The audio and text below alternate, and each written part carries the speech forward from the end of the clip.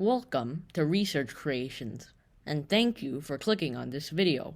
In this video, I will be covering the topic of antibiotic resistance. I will also talk about if antibiotic resistance will be a threat in the future. Now, let's get into the video. When we contract a bacterial infection, we usually get prescribed antibiotics. Antibiotics are drugs that destroy bacteria. In the case of a bacterial infection, it gives the immune system an easier time when it encounters the infection. Most of the time, antibiotics work reliably, but in some instances, they foster stronger bacteria immune to antibiotics. When that happens, it is called antibiotic resistance. Antibiotic resistance is when a bacteria is immune to an antibiotic, deeming the antibiotic useless against that particular bacteria. I will go into more detail on how bacteria can be immune to antibiotics in the following section. Resistance towards antibiotics can occur through many ways. Examples include bacteria intercepting and destroying antibiotic molecules before they can do any damage, or the ability to pump out antibiotics from inside of them, sometimes even outright refusing antibiotics from accessing themselves entirely. So how does antibiotic resistance start? When a group of bacteria are dividing and reproducing, also known as binary fission, some of them will undergo mutations that give them genes capable of allowing the bacteria to have antibiotic-resistant traits. When an antibiotic is introduced to the group of bacteria, the normal bacteria are eliminated by the antibiotic, while the resistant bacteria remain.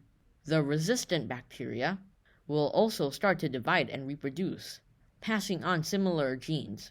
This creates a large antibiotic-resistant population of bacteria. How does this resistance spread? Antibiotic resistance can spread through many ways. One way is through binary fission, like I stated before. Another way is through DNA. Bacteria have two types of DNA, chromosomes and small independent parts called plasmids. Bacteria can exchange plasmids, thus exchanging useful antibiotic-resistant traits. This way, antibiotic resistance can be spread quickly through a bacterial population. This can even occur across species. The final way I will be talking about is a process known as transformation. Bacteria can harvest genes from already dead bacteria and implement them into their own DNA. This creates what is informally known as superbugs, bacteria that are resistant to multiple types of antibiotics. When an antibiotic becomes useless against a bacterium, a usual alternate treatment method is another type of antibiotic, usually a last resort and very potent antibiotic such as colistin. However, there are already cases of colistin-resistant genes found in bacteria. This is very alarming, as it could pose an immense threat in the future. Adding insult to injury, pharmaceutical companies aren't incentivized to develop new antibiotics anymore. This is because long-term drugs, such as antidepressants, are more profitable. This means we might run out of antibiotics in the future entirely, and common medical procedures, such as surgery or chemotherapy, would cease to exist, bringing us to a post-antibiotic age where a cut can prove fatal. So what can we do to stop antibiotic resistance from advancing further? Well, it requires cooperation, and it starts from ourselves. We need to stop unnecessarily using antibiotics for diseases it is not even supposed to cure, and treat it as a last resort drug. And we also need to take them strictly by prescription guidelines.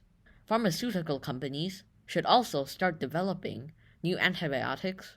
Policymakers need to regulate the use of antibiotics in industries such as agriculture and meat production. Farmers themselves should only give antibiotics to sick animals and plants. Doing these things could very well slow down the process of antibiotic resistance and save the world from a possible future pandemic way worse than the one we're in right now.